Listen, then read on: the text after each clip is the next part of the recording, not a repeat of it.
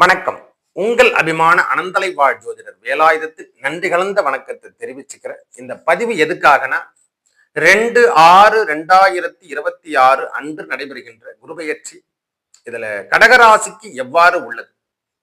கடகத்தை பொறுத்த வரைக்கும் 12ஆம் இடத்துல இருந்த குரு பகவான் மிதுனத்தில் இருந்தார். இப்ப இடம்பெயர்ந்து நம்ம ஜென்மத்துக்கு வருகின்ற காலம் என்று கூட சொல்லுவோம். ஐயா, ஜென்ம குரு வருவதால நம்மளுக்கு தடை தாமதம் என்று சொல்லக்கூடிய அமைப்பெல்லாம் நீங்கக்கூடிய அமைப்பு தான்.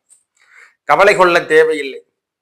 பகவான் உங்களுக்கு சாதகத்தை தருகின்ற அமைப்பாக உங்களுடைய ஸ்தான பலம், நம்ம ராசியில ஸ்தான பலம் இந்த வரைக்கும் யாருமே கடகராசிக்காரங்க கடுமையான தாக்கத்தை அனுபவிச்சவங்க அனைவருக்கும் இது ஒரு பெரிய பிராண்ட் தருகின்ற காலங்களாக மாறுது. ஐயா, ஒரு முத்திரை பதிக்கின்ற காலங்களாக ஏற்படுத்தும்.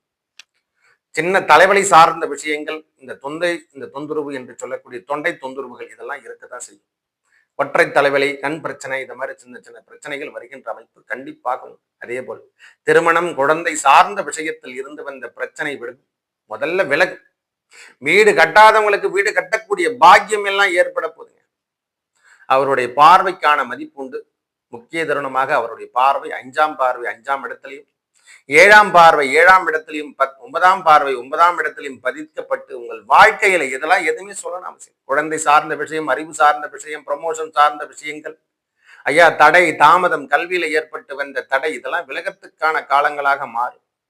வாழ்வியல் மாற்றம், வாழ்க்கை மாற்றம் என்று சொல்றால் போல நம்ம வாழ்க்கையில எதை எதை இழந்து விட்டோம், நாம ஏங்கி காத்திருந்தோம். ஐயா, இதனாலதாங்க இதுதான் ஏங்கி இருக்கும்.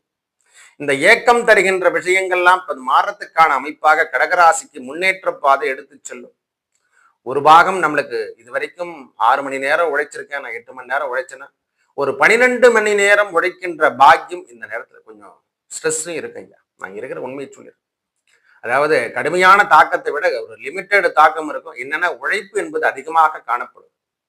அதே போல் நம் வாழ்க்கையில 7ஆம் இடம் என்று சொல்லக்கூடிய வெற்றி ஸ்தானம், கணவன் மனைவி உறவில் இருந்து வந்த பிரச்சனை தடைகள் விலகிறதுக்கான காலம் என்று கூட சொல்லுவோம். உங்க வாழ்க்கையை நிறைய பேர் தத்தெடுத்துட்டாங்க. ஐயா, என்னை ரொம்ப பிடிச்சு சட்டையை போட்டு பிழிஞ்சிட்டுன்னு சொல்றாங்க. பார்த்தீங்களா, நான் இது வரைக்கும் நிம்மதியான ஒரு வாழ்க்கையை வாழல சாமி. கடகத்தை பொறுத்த வரைக்கும், அதாவது எப்ப பிறந்தோமோ அப்பலேருந்து நாம முடியும் வரை வேலை சார்ந்த விஷயம், குடும்பம் சார்ந்த உறவுகள் என்று சொல்லக்கூடிய அமைப்புல ஒரு ஓய்வே இல்லை சுவாமின்னு சொல்றோம். பார்த்தீங்களா, அந்த ஓய்வு சார்ந்த விஷயங்கள் இப்பொழுது கிடைக்கும்.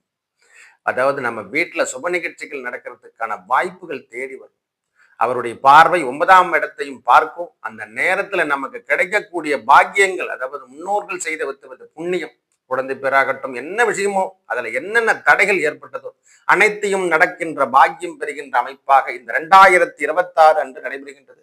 நல்லவை அனைத்தும் வந்து சேரும். நல்லதை